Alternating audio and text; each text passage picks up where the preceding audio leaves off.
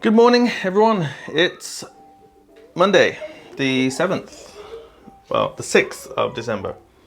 Today's video, I'm going to be talking about why I came to China. This is going to be the first part of my many episodes, which will go over the 10 years of my life that I've been in China. So stay tuned.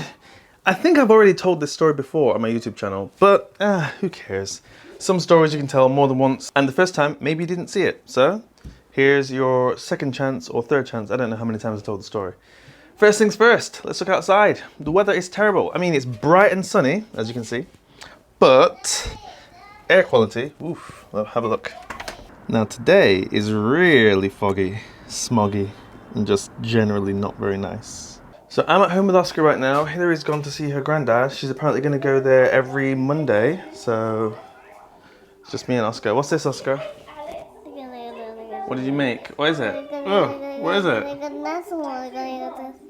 Oh, I can look through it with my eye like this? Yeah. Oh, okay. Thank you. Wait, okay.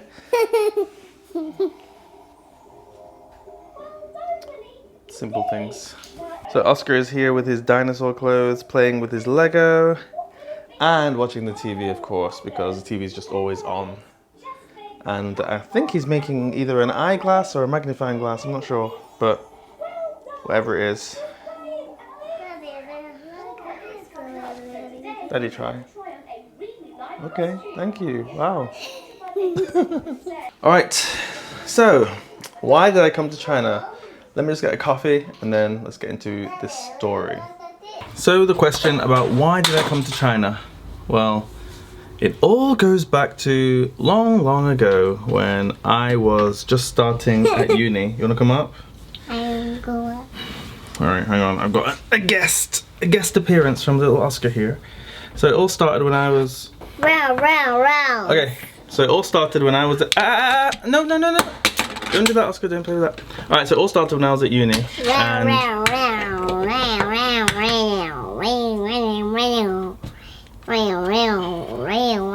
Oscar, there's gonna make a video, you have to be quiet. So it all started when I was at uni. Not be real this. Alright, you can play with that, but don't break it, okay? No throwing. I said no throwing. Try again. So it all started when I was at uni in Nottingham, and I noticed that from the beginning everyone was making friends really quickly and I wasn't. So being the sociable person that I am, I wasn't too happy with that. I noticed that every time I went to class, the people who used to sit by themselves were sitting with other people, and everyone just seemed to be making friends more and more. And I was just the one who didn't really know anyone because I just went to class and then went home. Hey, shh, I'm making a video. So I realized that what the problem was that I was living at home because my home is in Nottingham as well. So I needed to move into the student accommodation because, you know, a lot of people when they go to university, they move from one city to the other city, and then they live in rented accommodation, whether it's student accommodation or just their own rented accommodation. So they don't just go to class and go home. They go to class and then they go to their student halls or their student residence or whatever. And that's how they meet other students in other courses, other classes, and they just make lots of friends. They just network really quickly. And I wanted a piece of that as well. So I decided very suddenly, hey, that I was gonna move out. No, okay, thank you. Yeah, I'm talking. No, don't touch. So, no fingers. So I wanted to move out, and I did. So I moved into student accommodation in Nottingham, and I met I started to make friends as well really quickly, because I realized that they were having student parties and all sorts, and you were just meeting people from all different courses. Oscar, you have to be quiet. Don't go up here. Go down. Hey, not here. Down. Or you can sit. I can't. So I moved into the student accommodation and I met some friends. and I became friends with all of my housemates, but two of them, sisters, they were planning a trip to Hong Kong, which is where their parents are from.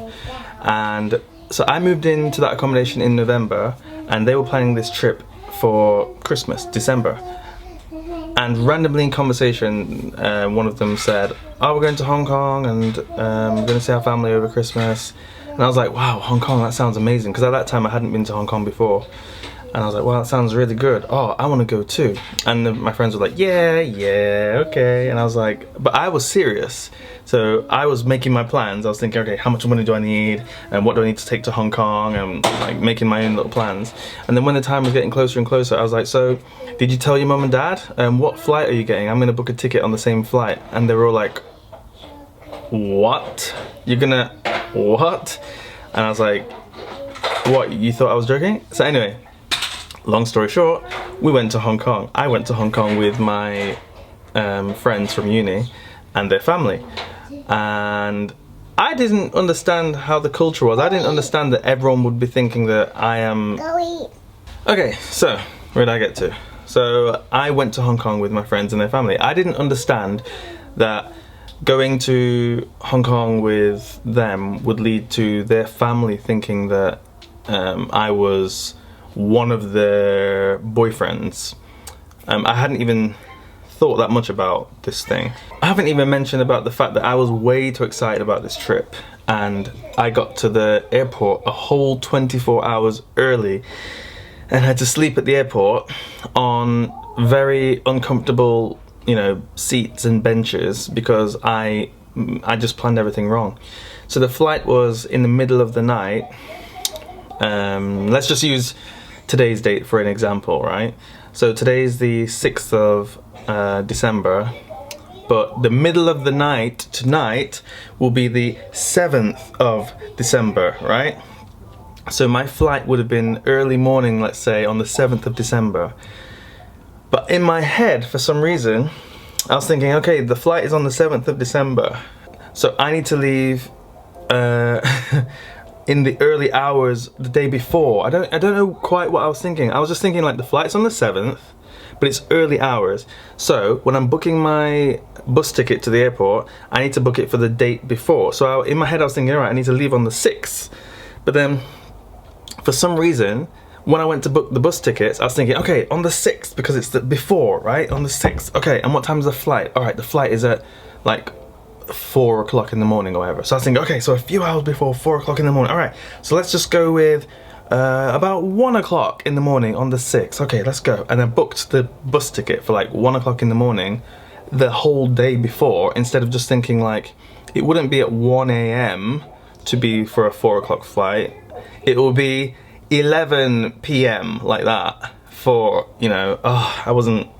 So I booked the ticket completely wrong. I was almost at the airport. I passed the city that my friends would have been flying from. My friends would have been heading out to the airport from. And I sent a message to my friend saying, "Hey, are you on your way? I'll meet you there." And my friend was like, "What? What are you talking about?" And I was like, "Aren't you ready? Aren't you getting ready?" And I called. I was like, "Whoa, what's going on? Aren't you ready? Why aren't you ready?" And they were like, "Because we're flying tomorrow." And I was like, yeah, we're flying tomorrow, so you should be ready now. Here's me looking at the clock thinking, you know, it's 1 a.m. or whatever the time was at that time. It's 1 a.m. Oh, you should be flying, you should be getting ready now. And my friends are like, "Yeah, but it's tomorrow." And then it hit me. I was like, oh my god, it's tomorrow. What? So anyway, that was what happened at the beginning. Back to my story. So I went to Hong Kong. Absolutely loved Hong Kong. And then in the years to follow, I went to and from Hong Kong so many times, it's not even real. It's just silly. I went there about 10 times, probably.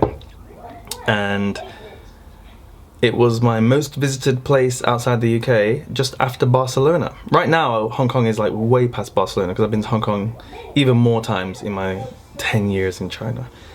But yeah, so that was that.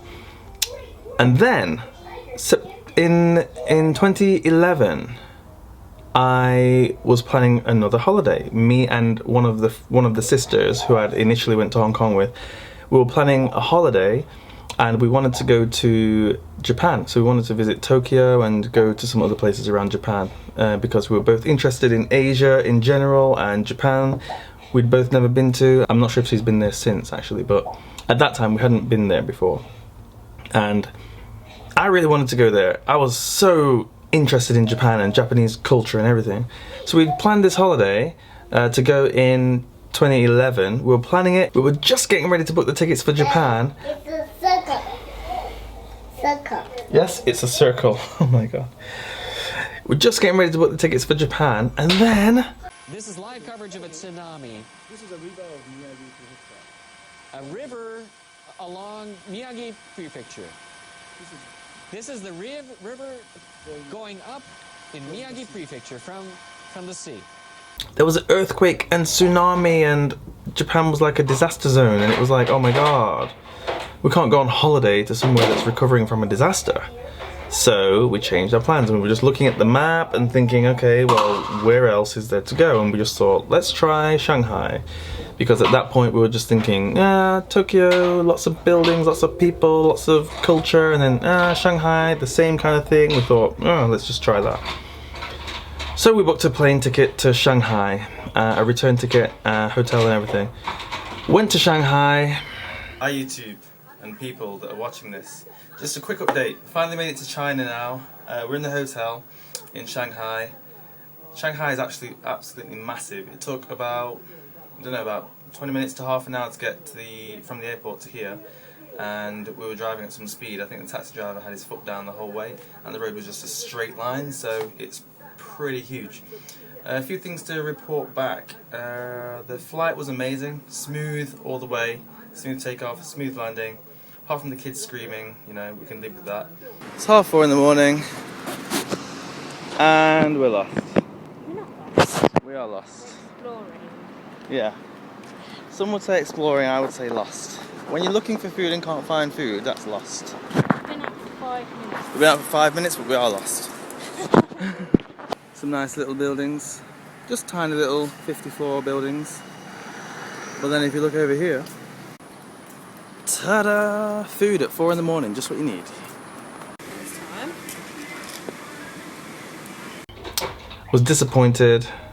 We didn't particularly enjoy the first few days. We tried, we looked around, you know, it was summer, it was hot and everything, and it's like, but it just wasn't quite, something was missing. So we decided we'll get a train to Beijing, because Beijing is where my friend's friend was on a sort of, what's it, a year abroad or something, at uni, and it would have been interesting just to be like, hey, we're in China now, let's go meet your friend in Beijing. So that's what we did. We went to Beijing and we met her friend.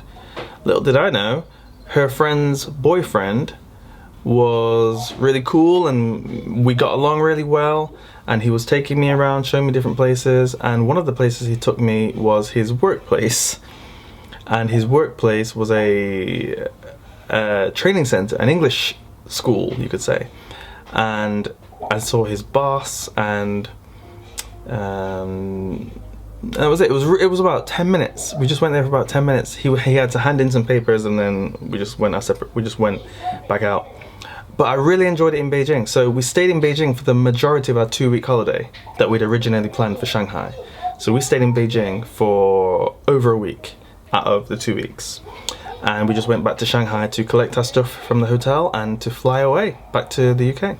When I got back to the UK, I was still in touch with my friend's boyfriend who was in Beijing, and he was messaging me saying, hey, you should come back to Beijing. I can help you get a job and get you registered at Chinese school. You can learn Chinese and all this. And it sounded so good, because at the time I'd been in my job in Nottingham for about 3.5 years, and it was, the people were nice, but the job was kind of, it felt like it was kind of going nowhere. So I was ready to move on, and I just decided, you know, I spoke to my parents and I decided that this might be a once-in-a-lifetime opportunity, so I decided I'm going to take it. So I came back to the UK in August, beginning of August, handed in my notice almost straight away, and I was back in China on the 6th of September 2011. And then I went there, I lived at that friend's house, my friend's boyfriend's house, who was now my friend. So I lived at his house with, you know, there were like 3 of them living there at the time. I slept on the sofa for about 2 weeks before I found my own place, and the rest is history. The rest I'll have to tell you in another video. But it's just crazy because the way that I ended up in China all started with me going to uni and deciding that I needed to move out. Because if I hadn't done that, I wouldn't have met my friend, who I then went to Hong Kong with, who then I went to Hong Kong many times again after. I didn't go with her, but I went many times to Hong Kong after that because of that experience. And later we decided to travel to Tokyo, which never happened. Then we went to Shanghai, and then we went to Beijing and randomly met up with her friend and her friend's boyfriend, who then became my friend and then got me a job offer for coming back to Beijing to live for, I didn't realize it was going to be for so long. I thought it would be 1 year. Crazy. It's like, it's so crazy when I think about how this happened. Another square. Yep, it's a big square. It's a big square. Yes. That's a too heavy, and then the square is broken. I don't think it's broken, and I don't think it's too heavy. It's a Lego square. Anyway, that concludes the story of how I came to China, I think. If you have any questions, you can let me know in the comments down below. I'm trying this thing with the subtitles, right? So you can just... Is it okay to have subtitles always on the video? Because I want to make the videos more accessible to my friends who are still in China, and also people in other countries maybe who... Maybe I speak too quickly, but they can read the English. I don't know. I just know that it seems that only in the English speaking world we don't use subtitles, but everywhere else seems to use them. So let's not be so selfish, eh? But let me know what you think about subtitles, and if you have any questions about my story, let me know in the comments down below. Don't forget to like and subscribe, and check out Hillary's videos, because she's starting to make them. And soon check out Hillary's brother's channel, because he's going to start to make videos too. And I'll put the links. I don't think her brother has any videos yet, but I'll put his YouTube channel in the description as well, just in case he decides to randomly start. Alright, that is all from me for today. No more vlog for today. Over and out, and I'll see you in the next one. Bye.